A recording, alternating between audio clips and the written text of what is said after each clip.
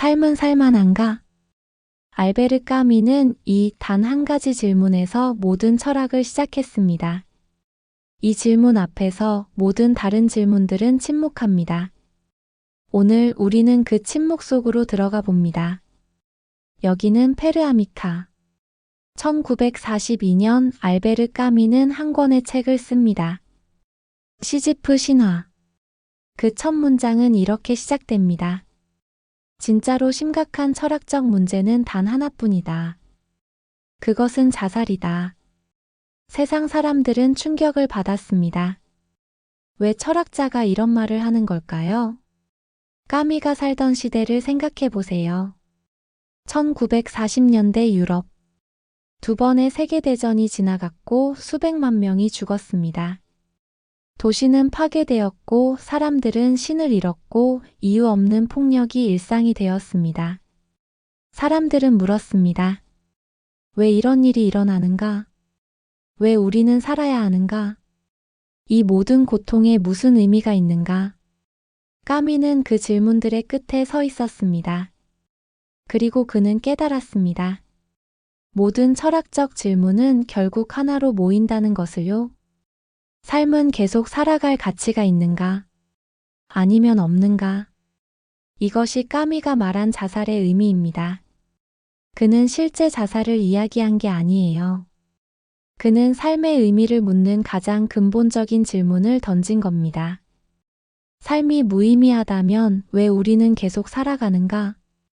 이 질문에 답하지 못한다면 다른 모든 철학은 의미가 없다고 까미는 말합니다. 까미는 하나의 단어를 사용합니다. 부조리. 이 단어를 이해하는 순간 까미의 철학 전체가 열립니다. 부조리란 뭘까요? 상상해 보세요. 당신은 아침에 일어나 회사에 갑니다. 일을 합니다. 저녁에 집에 돌아옵니다. 밥을 먹고 잠을 잡니다. 다음 날 또 일어나서 같은 일을 반복합니다. 어느 날 문득 이런 생각이 듭니다. 왜 나는 이걸 하고 있지? 이게 무슨 의미가 있지? 당신은 의미를 찾고 싶습니다.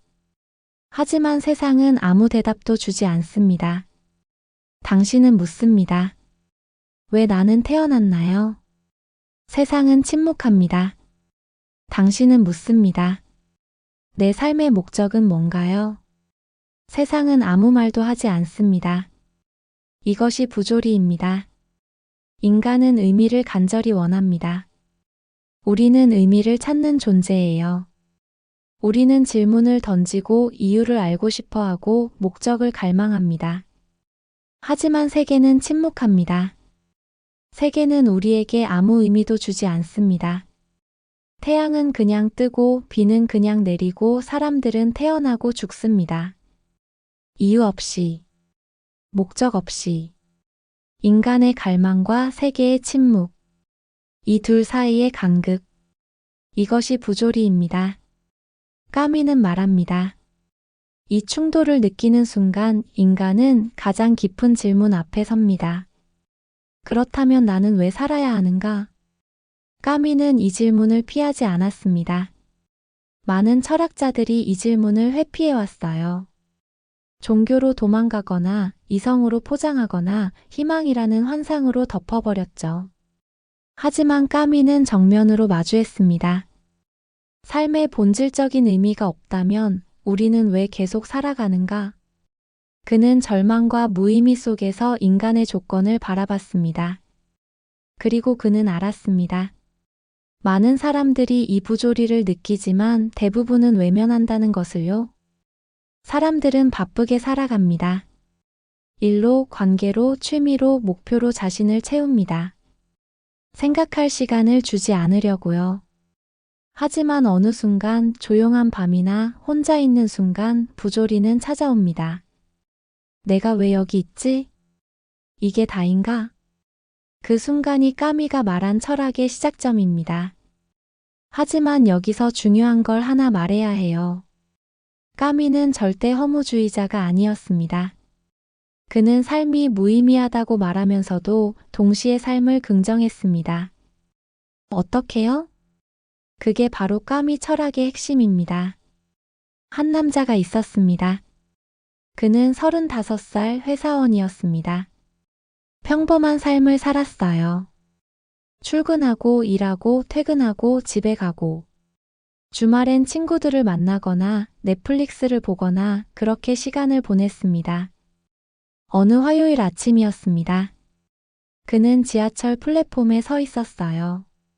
사람들이 북적거렸고 열차가 들어왔고 사람들은 밀고 밀리며 탔습니다. 그도 탔습니다.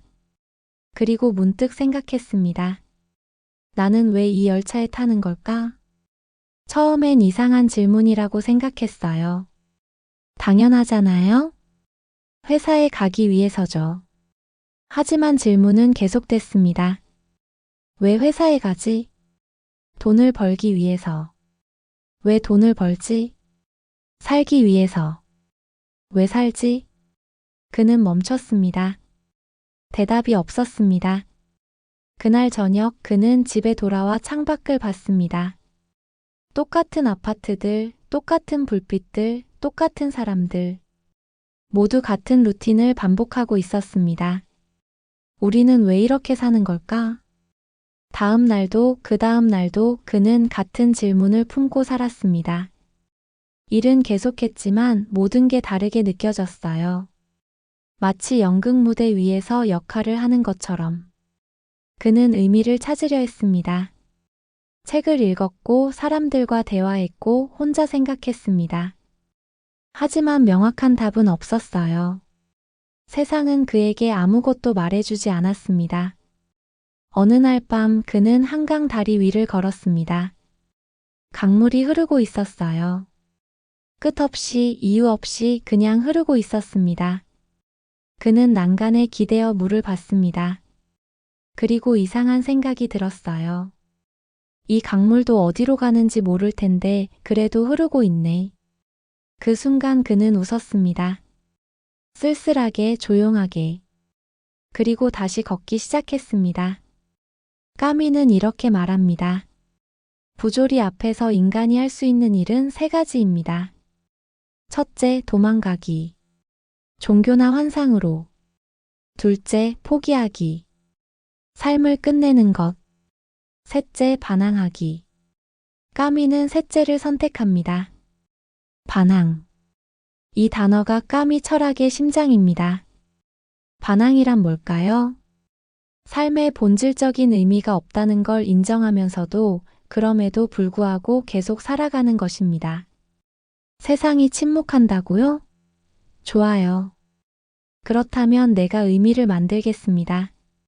세상이 아무 목적도 주지 않는다고요? 그렇다면 내가 목적을 선택하겠습니다. 이것이 반항입니다. 까미는 말합니다. 부조리를 인정하는 순간 우리는 자유로워진다고요. 왜냐하면 주어진 의미가 없다는 건 우리가 스스로 의미를 만들 수 있다는 뜻이니까요. 신이 없다면 우리는 스스로 가치를 정합니다. 운명이 없다면 우리는 스스로 길을 선택합니다. 이것이 까미가 말한 자유입니다. 그리고 그는 한 가지를 더 말합니다. 열정. 부조리 속에서도 삶을 열정적으로 살라고요. 까미는 시지프 신화에서 그리스 신화 속 시지프 이야기를 합니다. 시지프는 신들에게 벌을 받아 바위를 산 위로 밀어 올립니다.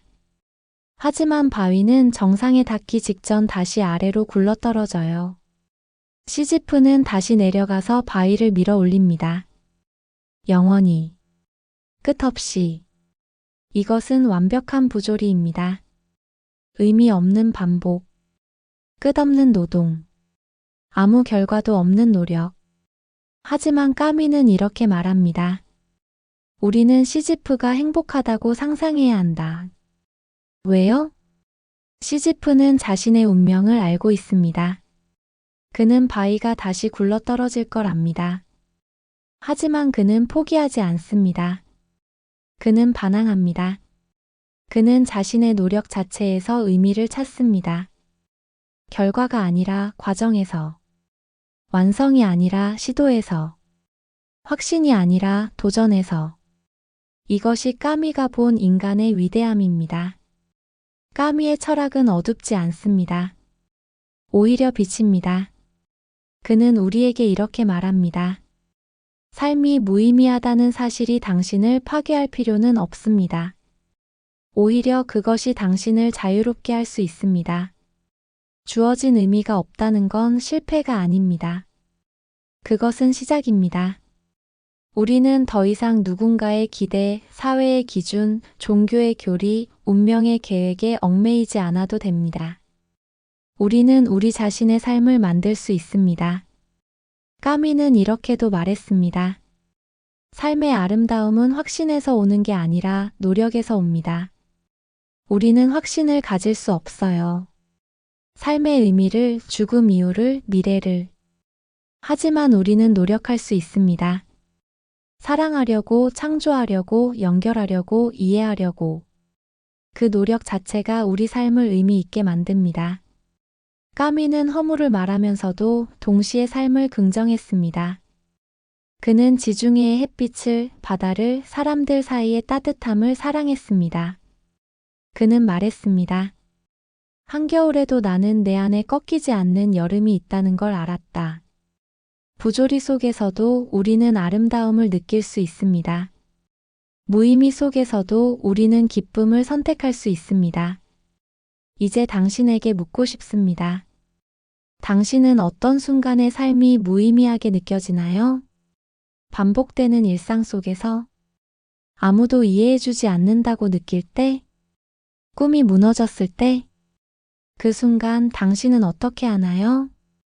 그리고 질문 하나 더. 어떤 감정이 당신을 다시 삶으로 이끄나요? 사랑인가요? 호기심인가요? 아니면 단순한 고집인가요? 까미라면 이렇게 물을 겁니다. 오늘 당신이 부조리 앞에 던질 작은 반항은 무엇인가요? 그것은 작을 수 있어요. 좋아하는 음악을 듣는 것, 친구에게 전화하는 것, 창밖을 보는 것. 하지만 그 작은 선택이 당신의 반항입니다. 부조리 속에서도 길은 계속됩니다. 시지프는 오늘도 바위를 밉니다. 그리고 우리도 오늘을 삽니다. 이유를 모른 채로 하지만 계속해서.